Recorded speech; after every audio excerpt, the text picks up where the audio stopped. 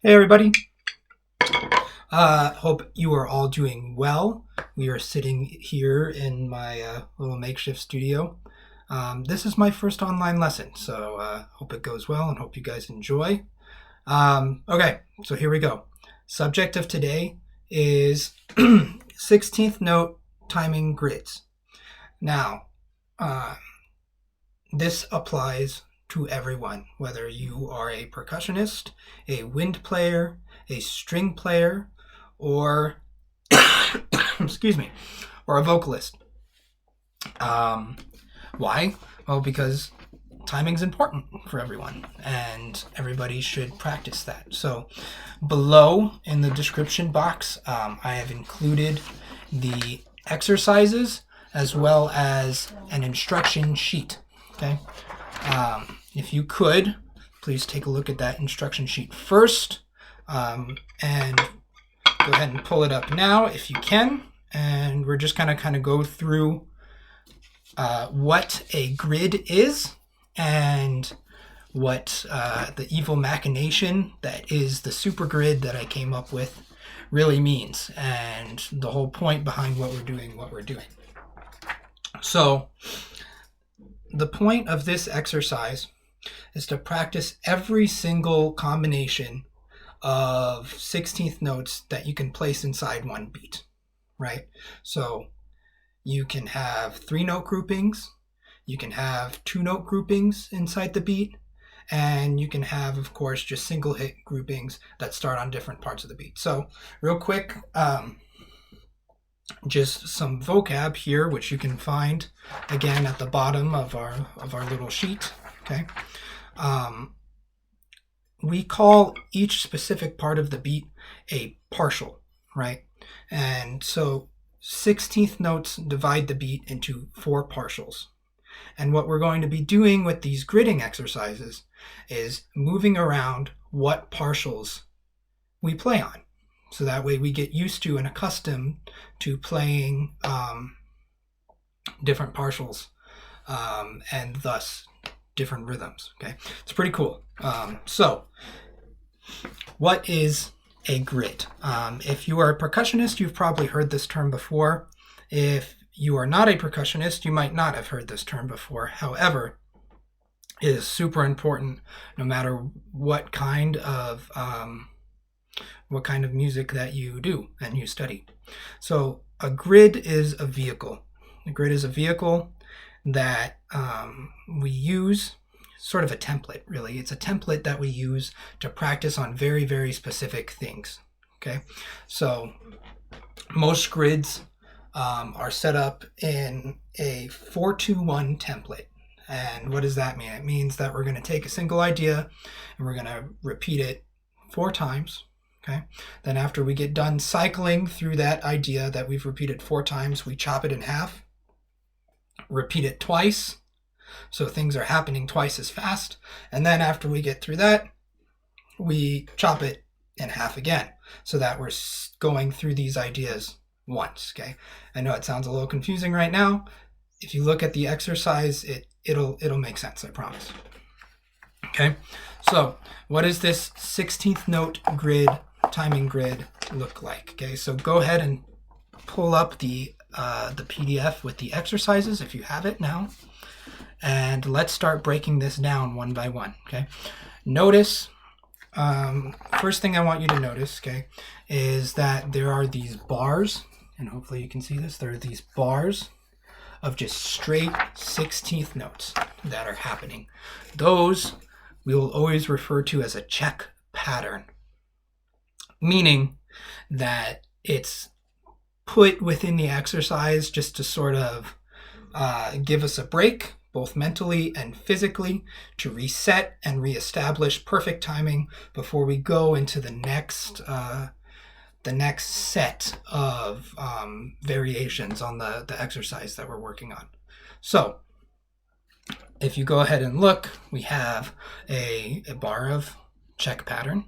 Okay, and then exercise 1 deals with 3-note groupings. Okay, so essentially we're just going to clip one partial of 16th notes out of every beat. Okay, so what does that look like? Well, we're going along here, and this might be backwards to you, so look at your own. But then we get to the first beat, and we have this rhythm, okay? Because we chopped out the fourth partial. So if you're counting 1 ta ta, 2 ta ta, 3 ta ta, 4 ta ta, 1 ta ta, 2 ta ta, 3 ta ta, 4 ta ta, right? We took the last ta out. Then we have another bar, okay? And then we take the third partial out. And then we have another bar and we take the second partial out. And then we have another bar and we finish by taking the first partial out. We have now run through every single possible permutation of three-note combinations within a specific beat. Okay, there's no other way to play 3 partials within one beat of 16th notes, which is super cool. So notice how in that top part, each variation is repeated 4 times for 4 beats, right? So those are our 4s. If you look down at measure 9, okay, that's when we enter our 2s, and the idea repeats twice instead of 4 times. And then down at measure 13, we enter the 1s. So what does that sound like? Well, let me just play it for you. I have my practice pad here and my drumsticks. Sorry you can't see it, but you'll be able to hear it, okay? I always recommend playing these with a metronome, okay? And this is in the instruction sheets as well. But start with a metronome, okay? A great starting tempo is 60 beats per minute. And then as you get comfortable at 60, you always want to move in like increments of 4. So push it to 64, and then 68, 72, 76, and so on. And that's the best way to sort of develop, okay? Cool. So we're at 88 right now, just for the sake of the video. Don't want it to be too slow, okay? And I'm just going to play you guys through exercise 1 so that you can kind of hear and see what's going on. Here we go. Exercise 1.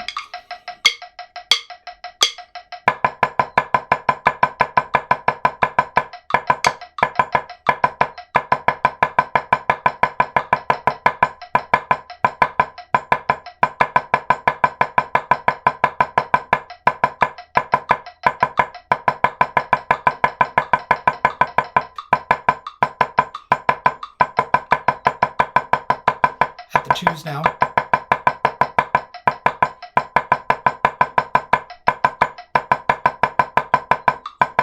Repeat.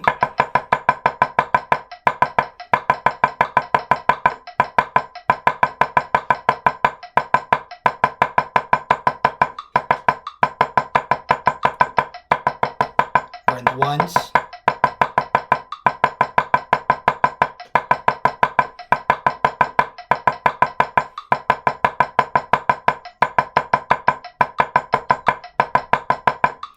Last time.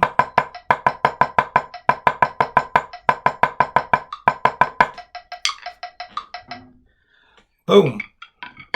So throughout that exercise, we just cycled through the different variations of 3-note groupings within one beat of 16th note subdivisions. Okay, that's a lot of words for a concept that's actually pretty simple. You know what I mean?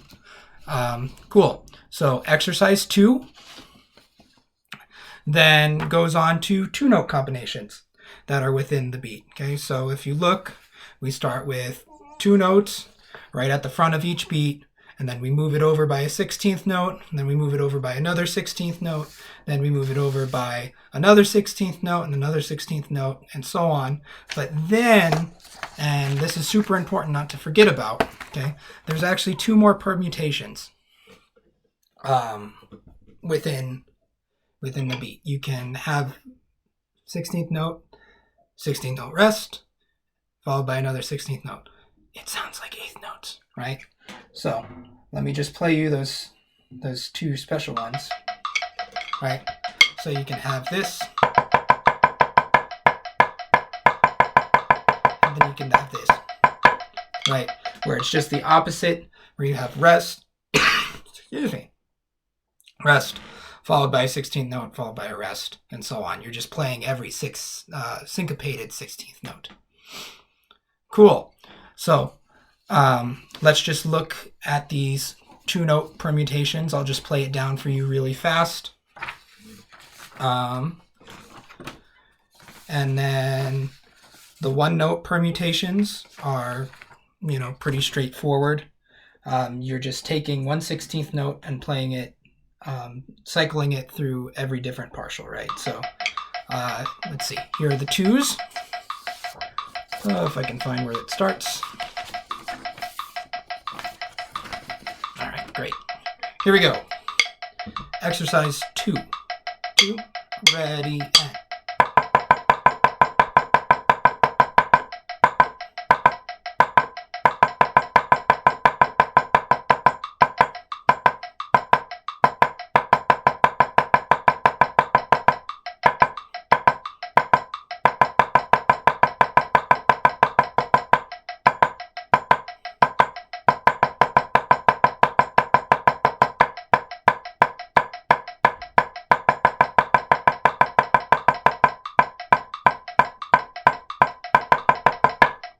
Cool.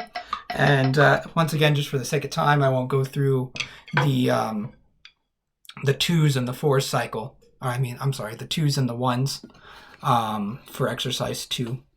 And then, of course, I'll just run through the 4s part of the 4-2-1 for exercise 3. Here we go. So this is exercise 3, just the beginning part. 1, 2, ready, and.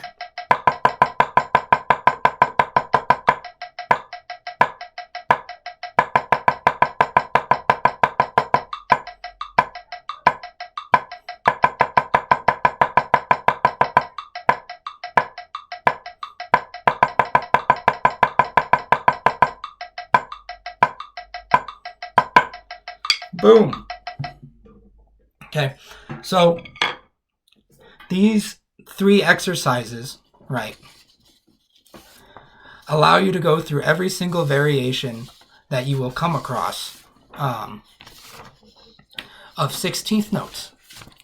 And then when you combine them in different ways, then that's what your music is made out of. Anytime you see a 16th note rhythm in your music, you now have a vehicle that you can practice each of those specific rhythms. Okay, so next thing I just briefly want to talk about is the super grid. Okay, I love the super grid because once you feel very comfortable with all the different permutations and groupings, what I like to do, especially as part of my daily warm-up, is I just run through all of them together. That's the super grid, is you take the 4s, okay, of exercise 1, you take the 4s of exercise 2, so the first part of each exercise, the 4s of exercise 3, and you tape it together. You just tape it together and run it down, and then you have run through every single type of permutation of 16th notes that are possible within one beat. Okay, so let me play you the super grid real fast. Okay, some of you might be wondering, well, why don't we go through the 2s and the 1s? Well, the idea is that once you're able to start running the super grid, you've done enough work playing exercises 1 through 3 that all of this stuff is kind of just secondhand anyways. Okay, and if we were to add the two variations and the 1 variations, it would just be such a long slog to run through. But if you want to, go ahead. You know what I mean? No one's stopping you. It's just not normally what I do. Cool? So, here we go. Here is the super grid.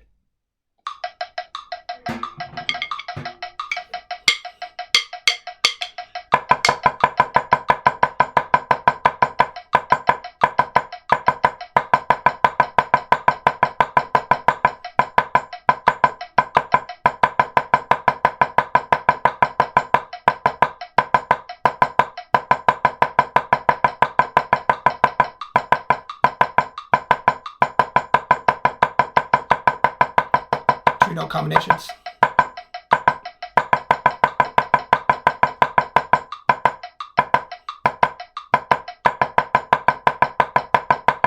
One, two, three, four. 1, 2, 3, 4.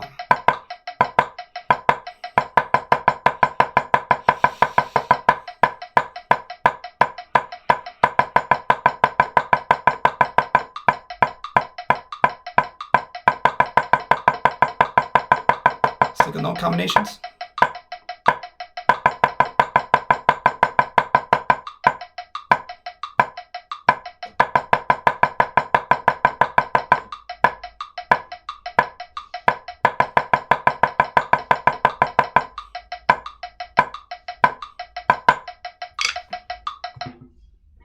And that's the whole thing. Okay, so why should you bother looking at this? Well, beyond the obvious reason of it's going to help you with your timing, and it's going to help you with your rhythmic understanding, and it's going to help you sight read better because you'll recognize these patterns within your music. Beyond that, you can also use this as a vehicle, and every good exercise is a vehicle. It's not meant to just be a stagnant thing, right? It's not a piece of music. It's a tool to help you get better as a musician. You can use this as a vehicle to totally work on other things, okay? So if you're a wind player, I strongly suggest doing this to practice your single tonguing, or to practice your double tonguing, or you can practice your back tonguing, right? To get your back tongue, that second part of the double tongue, to be just as strong as the first part of the double tongue. You know what I mean? If you're a guitarist or a bassist,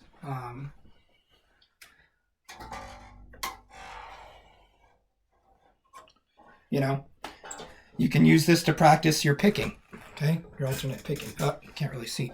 But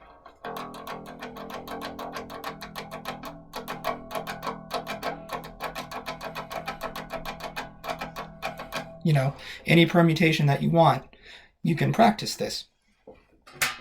I recommend maybe using 2 fingers if you're doing the fingerstyle thing. If you're a string instrument, pardon me.